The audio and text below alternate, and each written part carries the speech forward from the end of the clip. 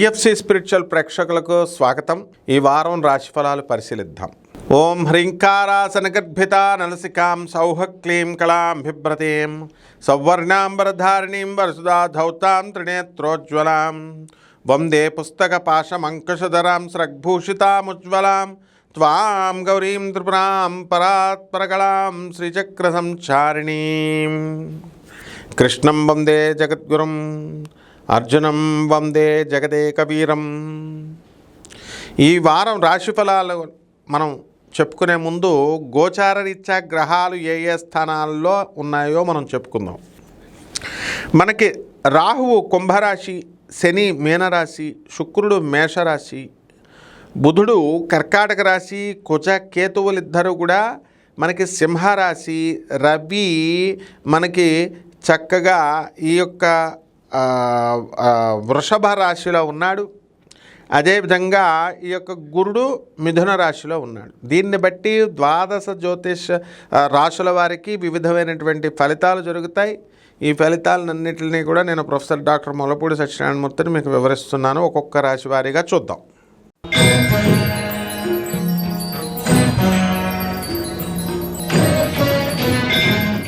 సింహరాశి. ఈ సింహరాశి వారికి అందరికీ కూడా ఎక్కడికి వెళ్ళినా సరే మీకు పనులన్నీ కూడా చకాచకా అయిపోతూ ఉంటాయి.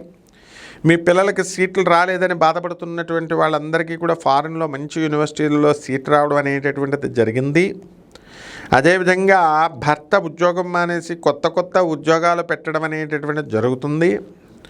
అయితే ఈ రాశి వారంతా కూడా భర్తలు వాళ్ళకే డికానా లేక ఎక్కడో అప్పు తెచ్చుకున్నారనుకోండి, 2-3 కోట్లు దాంట్లో ఉందని మీకు వాళ్ళ గొప్పలకి ఫ్రెండ్స్కి చెప్పుకుంటే నాకు కూడా కొంత మళ్ళీ నీకు ఆ టైంకి నేను ఇచ్చేస్తాను అని చెప్పి, లేకపోతే ఆ టైంకి నేను ఇవ్వలేను, నేను తర్వాత వడ్డీ ఇస్తానో లేకపోతే ఫ్రీగా నేను ఇస్తానని ఏదో చెప్పడం వల్ల మీరు కూడా బెంట్ అయిపోయి ఇచ్చేయడం జరుగుతుంది.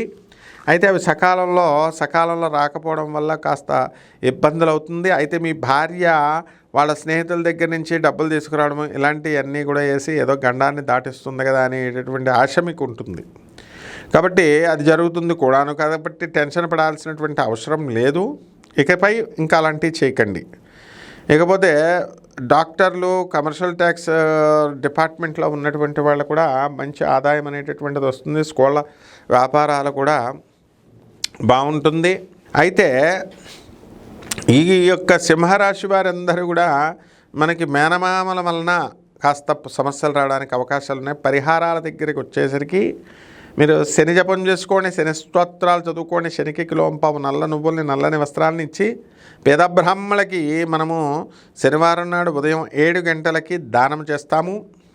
అదేవిధంగా రాహు జపం చేసుకోండి, రాహు స్తోత్రాలు చదువుకోండి. రాహుకి కిలోంపావు మినుములను ఆవుపేట రంగు ఉన్నటువంటి వస్త్రాన్ని ఇచ్చి పేద బ్రాహ్మణులకి శనివారం నాడు ఉదయం 8 గంటలకి దానం చేసుకోండి. అలాగే దశమహావిద్యల్లో ఒకటైనటువంటి బగలాముఖి అమ్మవారి యొక్క హోమాన్ని చేసుకోవడం ద్వారా మీకు మీ యొక్క పనులన్నీ కూడా అయిపోవడం జరుగుతాయి. శుభమస్తు.